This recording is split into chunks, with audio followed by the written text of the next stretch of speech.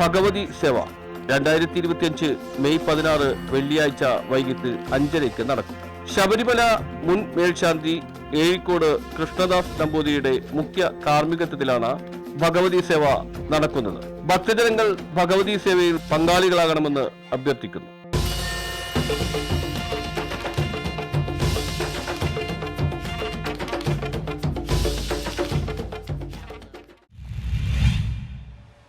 ആദിശങ്കര യോഗ ഫെഡറേഷന്റെ നേതൃത്വത്തിൽ കേരളത്തിൽ സൗജന്യ യോഗ പരിശീലന ക്ലാസ് ആരംഭിച്ചു.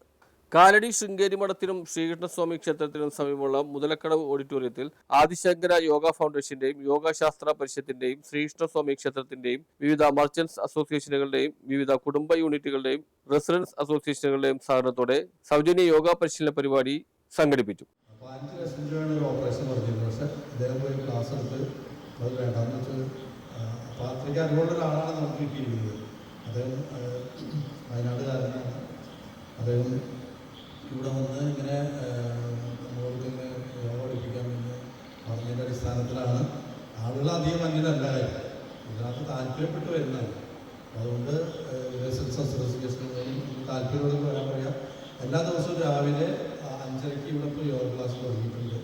വൈകിട്ട് 6:30 പറഞ്ഞിരിക്കുന്നത്. അപ്പോൾ മാഷിൽ നിന്ന് പറഞ്ഞു അവരൊക്കെ അസൗകര്യങ്ങൾ ഞാറാറുള്ളത് നേരത്തെ ആക്കാം. ഏതായാലും ഇത് തീരുമാനിക്കുക. ഏതായാലും എൻ്റെ കർത്തവ്യം സ്വാഗതം പറയാനുള്ളതാണ്.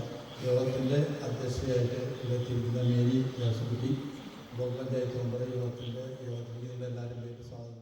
പരിശീലന പരിപാടി കാലടി ശ്രീകൃഷ്ണസ്വാമി ക്ഷേത്രം ചെയർമാൻ TR കൃഷ്ണൻ നമ്പൂതിരി നിലവിളക്ക് കൊളുത്തി ഉദ്ഘാടനം ചെയ്തു. ആദിശങ്കര യോഗ ഫൗണ്ടേഷൻ ചെയർമാൻ യോഗാചാര്യ TP ജോർജ് സ്വാഗതം പറഞ്ഞു. യോഗാശാസ്ത്ര പരിഷത്ത് സംസ്ഥാന കോർഡിനേറ്റർ യോഗ തെറാപ്പിസ്റ്റുമായ ആചാര്യ ജയപ്രകാശ് മുഖ്യ സന്ദേശം നൽകി. മുൻ അങ്കമാലി ബ്ലോക്ക് പഞ്ചായത്ത് പ്രസിഡന്റും കാലടി ബ്ലോക്ക് പഞ്ചായത്ത് മെമ്പറുമായ മേരി ദേവസിക്കുട്ടി അധ്യക്ഷ പ്രസംഗം നടത്തി. റിട്ടയർഡ് BDOയും കാലടി റെസിഡൻസ് അസോസിയേഷൻ മേഖലാ പ്രസിഡന്റുമായ NP ചന്ദ്രൻ മുഖ്യ പ്രഭാഷണം നടത്തി. കൈപ്പറ്റൂർ പരിശുദ്ധ വ്യാകുലമാത പള്ളി കുടുംബ കൂട്ടായ്മ parish council vice chairman Peter Ithappiri, residence association പ്രസിഡന്റും മർച്ചന്റുമായ Thomas Padayatti, retired excise commissioner Narayanankutty AR, merchants Antony Thottathi, Susie George, Rosie Manavalan എന്നിവർ പ്രസംഗിച്ചു.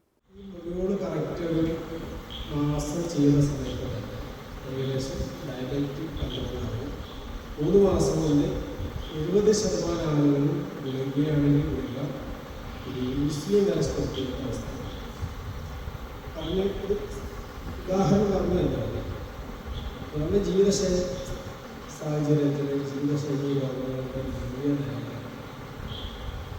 ആരോഗ്യത്തിൻ്റെ പ്രധാന കാരണങ്ങൾ നോക്കിയാൽ ആരോഗ്യം ഉണ്ടാവും, ആരോഗ്യം ഇല്ലാതിരിക്കാൻ ഭക്ഷണം, വ്യായാമം, ഈ 3 കാര്യത്തിലെ ഡിസോർഡർ ആരോഗ്യ പ്രശ്നങ്ങൾ പ്രധാനമാണ്. ശരിയായ വ്യായാമം ചെയ്താൽ ഭക്ഷണത്തിലുണ്ടാകുന്ന കുറേ പ്രശ്നങ്ങളൊക്കെ കണ്ടുകൊള്ളാൻ